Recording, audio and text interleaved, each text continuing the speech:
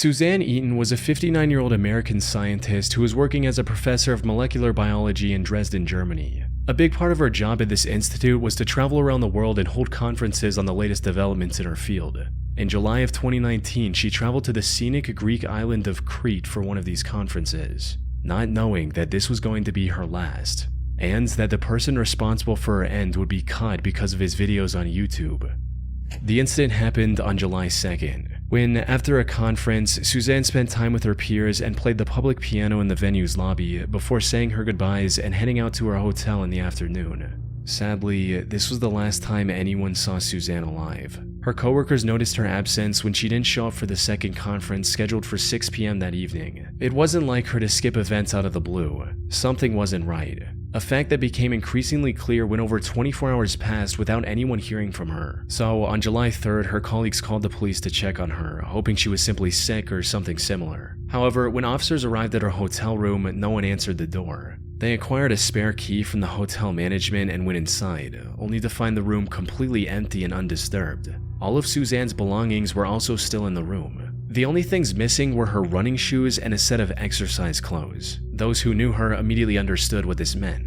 You see, in addition to her academic prowess and piano expertise, Suzanne was also an athlete at heart. She was a double black belt in Taekwondo, and despite her age, loved going on a run every day. Knowing this helped investigators narrow down what might have happened to her. Put simply, she likely went on a run soon after returning to her hotel on July 2nd, and something went wrong after that.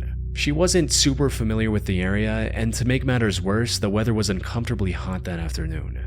There was a strong possibility she collapsed from the heat or something else along those lines. After putting this together, the Crete police immediately dispatched a search and rescue team in the area surrounding her hotel and around popular running trails. Her family even traveled to Crete and put a €50,000 reward for anyone who could help find Suzanne. Unfortunately, Suzanne was nowhere to be found.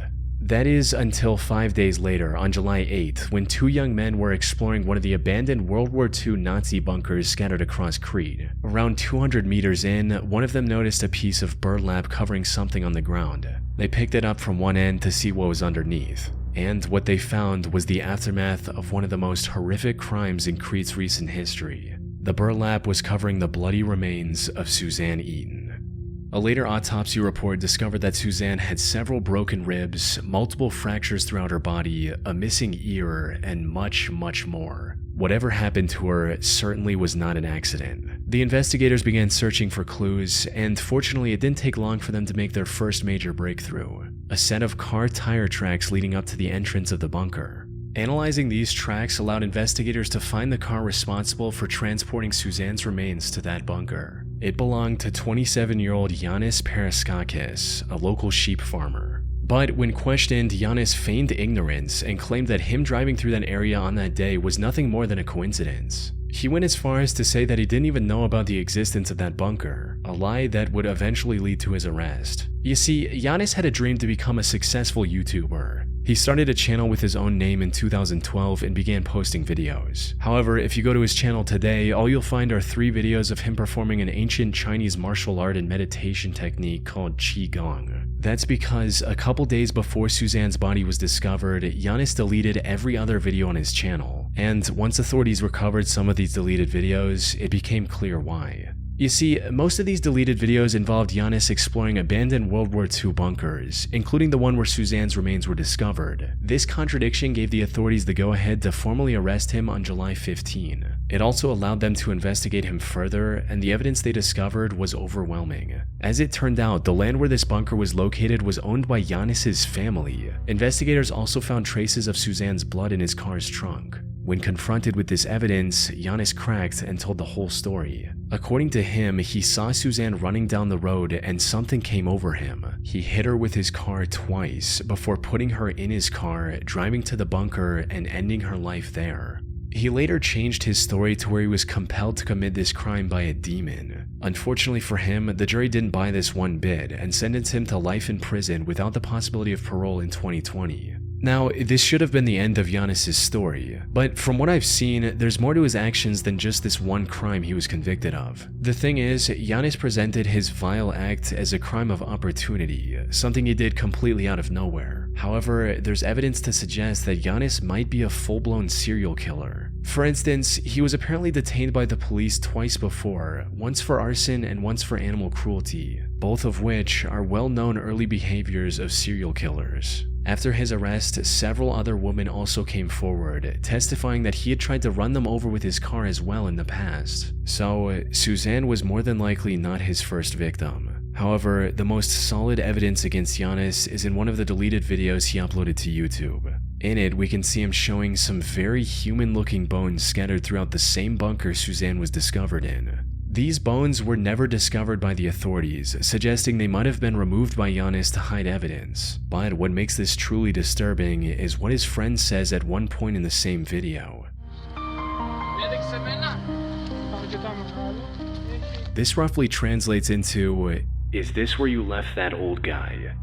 Insinuating that Giannis had disposed of one of his previous victims in the same bunker before. And if that is the case, one can only wonder how many other people Giannis has killed over the years.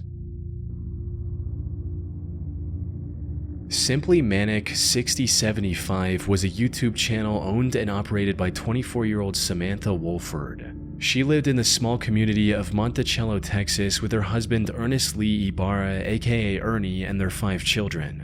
She usually made videos about her day-to-day life and other random topics. Her story began in 2008 when she was at the lowest point of her life. She'd recently become the single mother of a pair of twins and had no love interest in her life. That's when she met Ernie at a local tattoo shop, and the two hit it off right from the get-go, eventually getting in a relationship and starting a family together. In one of her videos, Samantha described the day she met Ernie as the happiest day of her life. Together, they were blessed with 3 more children, including 1 more pair of twins. Raising 5 kids was a challenge, but Ernie made it work by taking a second job in pizza delivery. So, while they had endured tough times together, Samantha, Ernie, and their 5 children appeared to be the perfect loving family. However, while being a stay-at-home mother was all she could do at the time, Samantha still had a dream of becoming a famous actress one day.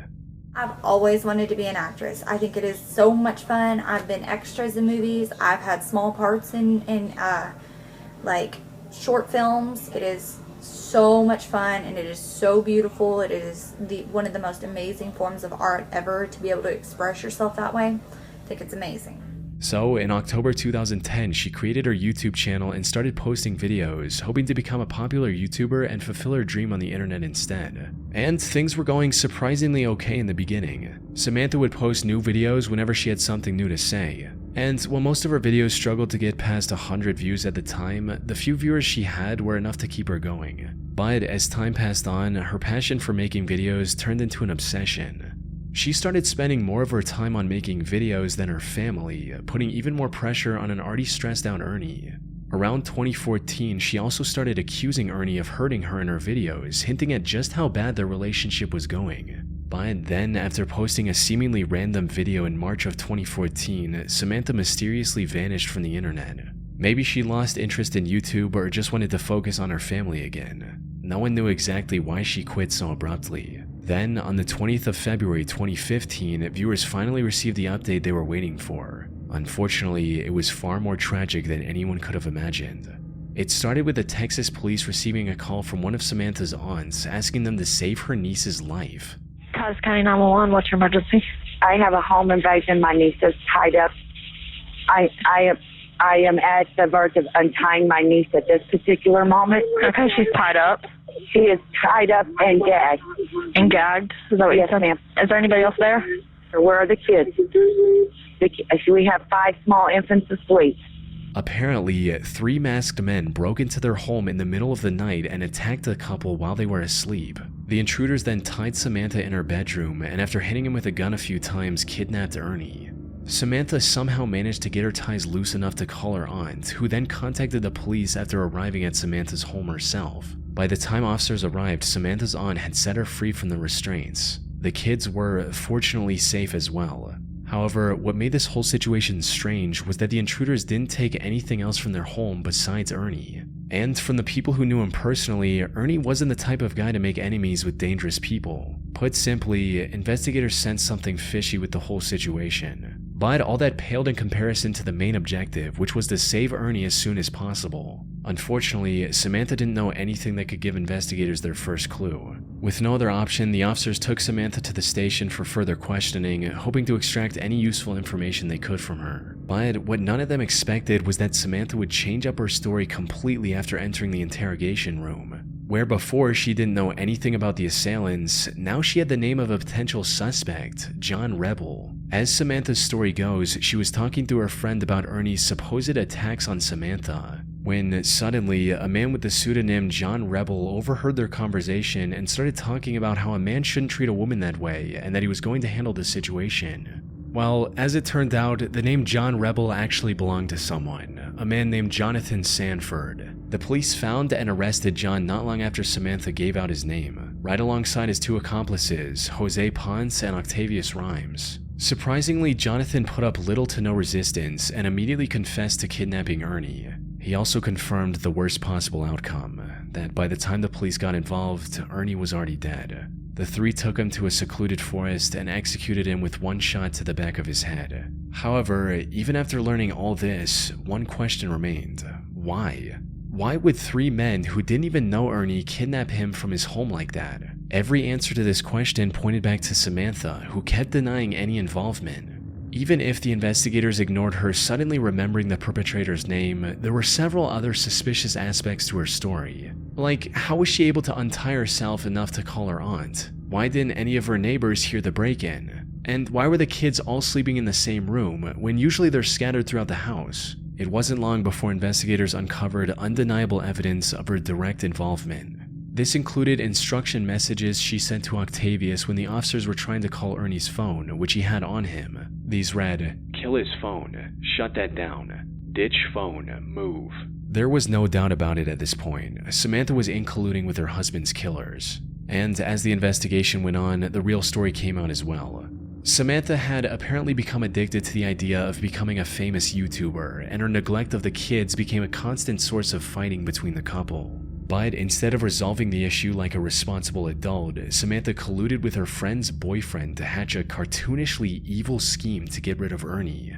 They first wanted to plant hard drugs in his car and get him arrested, but later made the heartless decision that taking his life would be much easier. There's also a chance that Samantha went with the murder plan because it would have brought her more attention on YouTube. She was eventually sentenced to 149 years in prison for killing her own husband, leaving her 5 children completely orphaned in the process.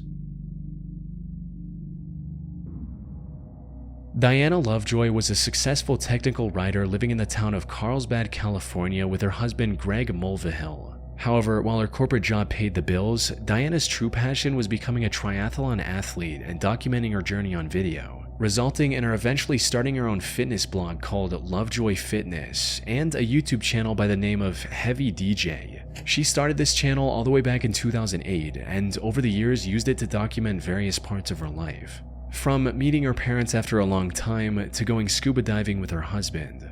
At one point, she even tried to become a cooking show host of sorts. Doesn't that smell nice? Unfortunately, her channel never really took off, forcing her to eventually cut her losses and move on with her life in March of 2012. Or at least that's what it looked like from the outside. In reality, Diana's reason for abandoning her YouTube channel was kind of wholesome. You see, Diana and Greg had been trying for a baby for years by this point. Tragically, Diana had suffered 8 different miscarriages and was quickly losing hope. But then in September of 2012, the two were blessed with a perfectly healthy baby boy, marking an end to their struggle. However, what should have been a moment of celebration started a downward spiral of lies and betrayals, eventually culminating in an assassination attempt. Things started going downhill when just a few months after the birth of their son, Greg lost his job, leaving Diana as the sole breadwinner. The stress of the previous miscarriages, combined with the crushing weight of having to support a family in an extremely expensive city all on her own, spelled disaster for their marriage. It wasn't long before the two were constantly fighting with each other. Things escalated even further on July 9, 2014, when Greg returned home only to see a police officer waiting for him at the door. The officer explained that Greg wasn't allowed to enter his own home because, as it turned out, Diana had accused him of attacking both her and their son. What followed was a nearly 2-year-long divorce mediation, during which the investigators found no evidence supporting Diana's accusations, allowing Greg to get a 50-50 custody of their son. Diana was also ordered to pay $120,000 as a part of their divorce settlement in late 2015. But before the divorce could be finalized, Greg received a phone call from an anonymous number that changed everything. The voice on the other end claimed to be a private investigator Diana had hired recently. And according to this investigator, he already had solid proof of the attack claims Diana had made against Greg. But for some unknown reason, he wanted to help Greg win the case, so he claimed to have left the documents taped to a power pole located on a small hiking trail near Greg's home. Greg naturally found this whole thing pretty suspicious and decided to take one of his friends with him to the pole on the night of September 4th, 2016. Sadly, despite his suspicions, he failed to grasp the true intentions of the strangely helpful private detective. Hello, this is 911. Yes. My friend has just been shot. Do you know who shot him? There's a guy lying down like a sniper. A sniper? Did you see him at all? Briefly, we saw the gun, and he shot at us like 6 or 7 times. When Greg reached the pole, a sniper opened fire on him, shooting him clean through the chest. Fortunately, the bullet missed his heart by mere inches, giving him a second chance at life. By the time the police arrived, the shooter had already fled the crime scene. But a quick survey of the area allowed the investigators to uncover a pair of towels the shooter left behind. Running a DNA test on these towels led to a man named Weldon McDavid, Diana's shooting instructor. Weldon tried to deny any involvement at first, but the evidence against him was overwhelming, as after a thorough search, investigators were able to find another set of the same towels at Diana's place as well. They had also received CCTV footage of Diana buying the burner phone Weldon later used to lure Greg into the secluded area. Most importantly, investigators also found the gun Weldon used on Greg, hidden in the rafters of his garage. By this point, it was clear that Diana was the one who wanted to get rid of Greg, likely to avoid paying the divorce settlement and keep full custody of her son. Diana and Weldon were arrested for the attempted assassination on Greg Mulvihill and tried for their crimes in November 2017. Both were found guilty, with Diana sentenced to 26 years to life and Weldon to a harsher 50 years to life. The only silver lining in this entire case is that Greg was able to make a full recovery and is now living with his son. The Gunnar Runar 87 channel on YouTube seems oddly wholesome at first glance. It's owned by an Icelandic boy named Gunnar Runar Sigthorsson and contains a single 3.5-minute video of him confessing his feelings to the girl he loves. The title translates to English as My Confession to Hildur. In it, he says things like, Hún án efa sérstakasta manneskja sem ég nokkuð tímann hitt. Ég verð svo ótrúlega glaður bara að vera nálægt henni. Það þarf ekki meira. Og þetta ætlað þér því að ég held sig orðinn ástfanginn af þér. However, this seemingly heartfelt love letter turned out to be the key to solving one of the most horrific crimes in recent Icelandic history. And it all led back to Gunnar and the troubled life he had as a child. You see, Gunnar didn't have a mother growing up, resulting in him getting extremely close with his father. However, on the night of September 20th, 1996, when Gunnar was just 9 years old, his father decided to end it all using a gun. What made this already messed up situation even worse was the fact that Gunnar was in the room with his father and witnessed everything. Unsurprisingly, this took a heavy toll on Gunnar's mental health. He withdrew from the world and refused to accept his father's death as reality. Everything seemed hopeless for Gunnar. That is until primary school, when he met a girl named Hildur and instantly became infatuated with her. He'd admired her throughout school and into adulthood, but never found the courage to make a move, fearing he'd lose his only close friend. However, things changed in 2009 when Hildur got engaged to a man named Hannes. This gave Gunnar the push to do something about his feelings. But given his shy personality, he still couldn't confront Hildur directly. So, in March of 2009, he created a YouTube channel and uploaded his confession on there. Hildur never reciprocated his feelings, but the two remained friends. Even Hannes, Hildur's now husband, didn't seem to mind Gunnar's company, something he likely regretted deeply just a year later. It all went down on the 14th of August 2010. Hildur was invited to a party that Gunnar was attending as well. But things got a bit out of hand and Hildur ended up drinking too much and passing out. Given their closeness, the task of getting her home safely was handed to Gunnar. But instead of dropping her off at Hannes' house like he should have, Gunnar took her to his own home. By the time Hildur woke up, it was already morning. She was understandably furious with Gunnar and immediately called one of her friends to drive her home. But nothing could have prepared Hildur for the horrific scene she witnessed on the other side of her front door. Her husband Hannes was lying on the top of the staircase near their bedroom, submerged in a pool of his own blood. She ran outside and called the authorities. Sadly, it was already too late. Hannes had received over 20 stab wounds on his body, from his arms and legs to the back of his neck, and was long dead by the time Hildur found him. Given his condition, his death was ruled a homicide, and investigators wasted no time in looking for the killer. And while they initially suspected one of his business rivals of committing this horrific crime, it didn't take long for investigators to find Gunnar's video confession to Hildur and bring him in for questioning. Gunnar denied knowing anything about it and was eventually let go due to lack of evidence. Fortunately, not all hope was lost, because not long after that, investigators found a bloody shoe print next to Hannes's bed.